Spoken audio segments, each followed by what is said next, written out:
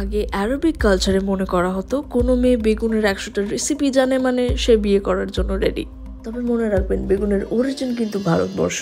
যদিও বেগুন নিয়ে ভারত কোনোদিনই অত খ্যাপামি করেনি যত বাকি দেশগুলো করেছে। Hi, this is Preeti and I talk about plants.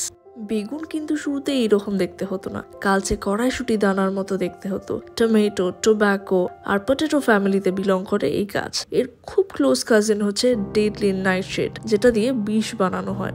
ইউরোপিয়ানরা তাই শুরুতে বেগুনকেও বিষাক্ত ভাবতো।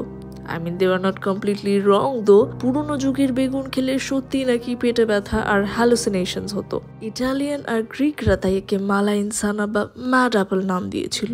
তবে এই ম্যাড অ্যাপেলের এফেক্ট কিনা জানি না, Chinese people went crazy after this. Chinese মহিলারা বেগুন থেকে কালো রং তৈরি করে পেস্টের সাথে মিশিয়ে দাঁতে মাখতো to get an attractive smile. মানুষের মতো অদ্ভুত প্রাণী এই পৃথিবীতে আর নেই।